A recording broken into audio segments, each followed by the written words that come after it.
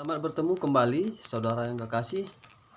Kita akan membahas kembali bagaimana Allah memperkenalkan dirinya. Kita sudah mendengar bagaimana Allah Kejadian 1, Allah yang menjadikan segala sesuatunya dan menjadikan kita manusia.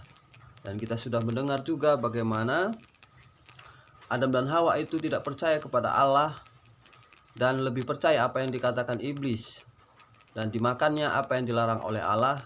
Dari situlah dosa mulai sudah muncul sampai kita sekarang. Dan ada juga solusi yang diberikan Allah, yaitu baju diberikan Allah kepada Adam dan Hawa. Dia itu dari kulit binatang. Ada domba atau hewan yang dikorbankan, darah yang tercurah sebagai ganti. Mereka harusnya mati, tapi korban itu ada menjadi penggantinya. Hewan itu dikorbankan sebagai gantinya yang akan kelak, supaya setiap orang yang mempercaya apa yang dikatakan oleh Allah itu tidak binasa. Yaitu sekarang kita sudah melihat bagaimana Allah sekarang menjadi manusia yang kita kenal dengan Yesus Kristus, yaitu Natal. Firman itu telah menjadi manusia. Kita akan melanjutkan bagaimana kenapa dikatakan Yesus itu adalah Allah. Firman itu menjadi manusia itu. Kita lihat dari kitab Injil Yohanes pasal yang kedua. Kita sudah melihat Injil Yohanes pasal pertama, firman itu telah menjadi manusia. Dan bagaimana, kenapa Allah itu dikatakan Yesus, dan Yesus itu memang benar-benar Allah dari perbuatannya. Ketika dia di dunia ini, dia bersaksi dan memberitakan dan membuat mujizat bahwasanya dia Allah, dan murid-muridnya mempercayainya. Maka dari itu ada satu mujizat yang dibuatnya pertama di kitab Yohanes ini pasal yang kedua, yaitu perkawinan di Kana. Ada suatu perkawinan atau pesta perkawinan. Kita lihat Yohanes 2 ayat 1. Pada hari ketiga ada perkawinan di Kana yang di Galilea, dan ibu Yesus ada di situ. Yesus dan murid-muridnya diundang juga ke perkawinan itu. Jadi di sini kita melihat ada perkawinan di kota Kana yang di Galilea. Dan ibu Yesus ada di situ. Ibu secara jasmani yang melahirkan Yesus, yaitu Maria. Dan Yesus dan murid-muridnya diundang juga datang ke perkawinan itu. Ayat 3. Ketika mereka kekurangan anggur, Ibu Yesus berkata kepadanya, mereka kehabisan anggur. Jadi Ibu Yesus berkata kepada Yesus, mereka kehabisan anggur. Karena Ibu Yesus mungkin di sini jadi anak beru atau di dapur untuk memberes-bereskan masakan gitu ya. Dan kata nomor 4, kata Yesus kepadanya, apakah engkau daripadaku, Ibu? Saatku belum tiba. Ayat 5, tetapi Ibu Yesus berkata kepada pelayan-pelayan, apa yang dikatakan kepadamu, buatlah itu.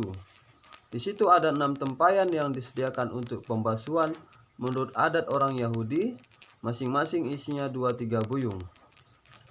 Yesus berkata kepada pelayan-pelayan itu, isilah tempayan-tempayan itu penuh dengan air, dan mereka pun mengisinya sampai penuh. Lalu kata Yesus kepada mereka, sekarang cedoklah dan bawalah kepada pemimpin pesta. Lalu mereka pun membawanya. Setelah pemimpin pesta itu mengecap air yang telah menjadi anggur itu, dan ia tidak tahu dari mana datangnya, tetapi pelayan-pelayan yang mencedok air itu mengetahuinya. Ia memanggil mempelai laki-laki dan berkata kepadanya, setiap orang menghidangkan anggur yang baik dahulu, dan sudah orang puas minum, barulah yang kurang baik. Akan tetapi engkau menyimpan anggur yang baik sampai sekarang. Ya, di sini kita melihat bagaimana perbuatan Yesus yang di pesta itu sedang kekurangan air anggur. Ya, di sini air anggur yang dikatakan itu air anggur yang diperas langsung, tidak sampai difermentasi.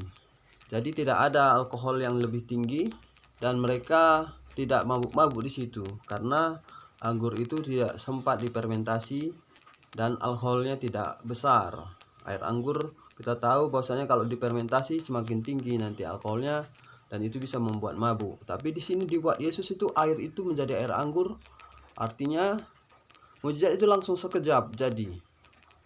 Kenapa dia bisa mengubah air menjadi air anggur? Karena dia Allah. Seperti kitab Kejadian mengubah air cakrawala, air yang di atas menjadi langit, dan air yang di bawah menjadi laut. Jadi dia Allah, membuktikan dialah Allah. Dia mengubah air, bisa mengubah air. Dan dia bisa melakukan itu karena dia Allah. Nah, jadi di sini kita tahu Yesus itu adalah Allah dengan perbuatannya yang dilakukannya ketika dia di dunia ini jadi manusia. Ditunjukkannya lah, akulah Allah tadi.